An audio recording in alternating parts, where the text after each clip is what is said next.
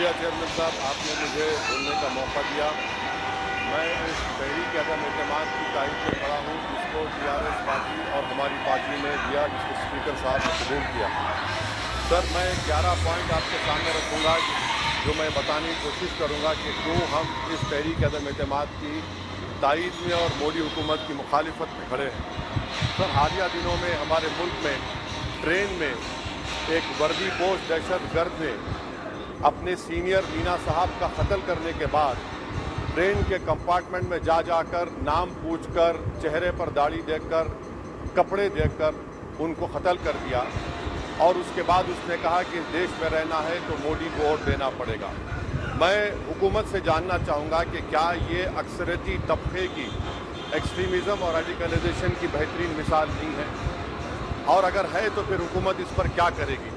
Sir, हमारे आइन में, संविधान में लिबर्टी ऑफ कॉन्शियस को लिखा गया, तमहीद में, यानी ज़मीर की आज़ादी का जिक्र किया गया है। मैं हुकूमत से और ख़ास तौर से वज़ीर आज़म से जानना चाहता हूँ कि कहाँ गया इस हुकूमत का ज़मीर, कॉन्शियस जिसको अंग्रेजी में कहते हैं, जब नूह में 750 इमारतों को बग़ैर ड्यू प्रोसेस फॉलो किए उनके इमारतों को मुनज़्ज़म कर दिया गया, और इसलिए कि वो मुसलमान थे, पूरे के पूरे इलीगल थे। इसीलिए पंजाब की हाई कोर्ट और हरियाणा की हाई कोर्ट ने कहा कि ये एथनिक क्लेंसिंग है। इसकी एक बेहतरीन मिसाल है उस हुकूमत की। तीसरी है कि इस मुल्क में एक नफरत का माहौल, बल्कि आतिश को पैदा कर दिया गया, मुसलमानों के खिलाफ नफरत का माहौल। ये 9 साल का इनका ये कारनामा है। तीसरा सर, मणिपुर के ताल्लुक से कल बड़ा लंबा जवाब वजीर दाखिला ने दिया। सर, आसाम राइफल के ऊपर केस बुक हो जाता है, FIR हो जाता है। क्या हो रहा है वहां पर?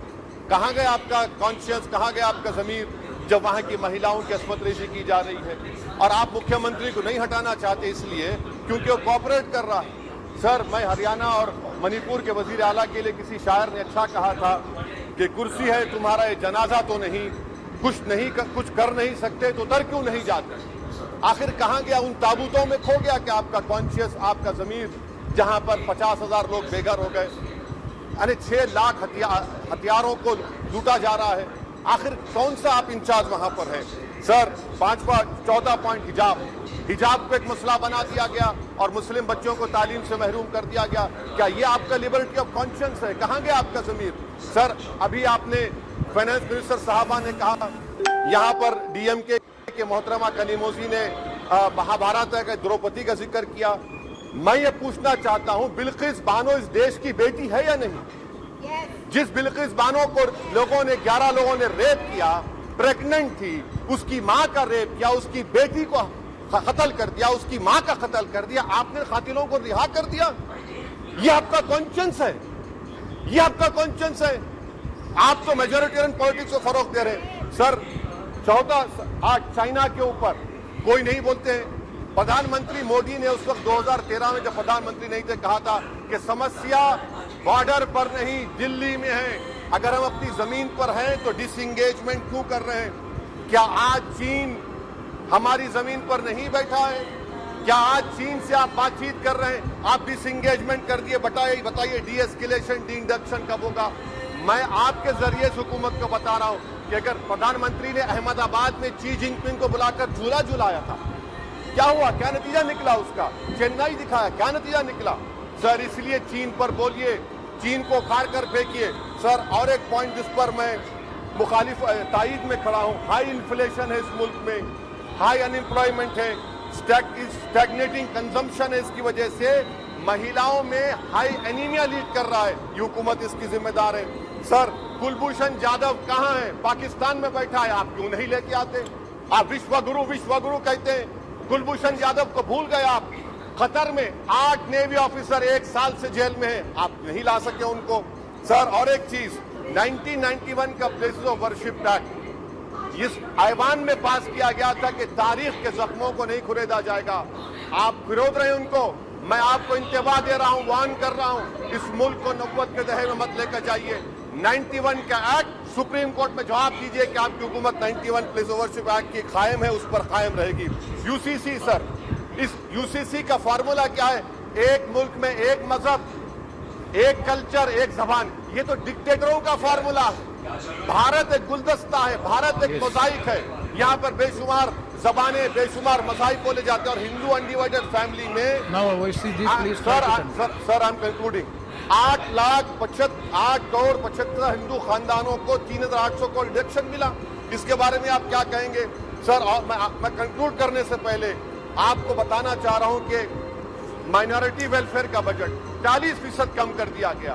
पढ़ो प्रदेश, प्री मैट्रिक स्कॉलरशिप कम कर दी गई। मौलाना आजाद फाउंडेशन खत्म कर दिया गया फेलोशिप, और इसकी वजह से 1,80,000 मुसलमान हायर एजुकेशन में गायब हो चुके हैं। सर मैं इख्तिताम में कह रहा हूं कि पसमानदा मुसलमान से प्रधानमंत्री को बड़ी मोहब्बत है। ये कौन सी आपकी मोहब्बत है पसमानदा, जो आपका एक मुसलमान मिनिस्टर नहीं है वहां पर? इखलाक से लेकर पीलू खान से लेकर अफान अंसारी से लेकर लुकमान अंसारी, मॉब लिंचिंग पूरे पसमानदा मुसलमान की होती है।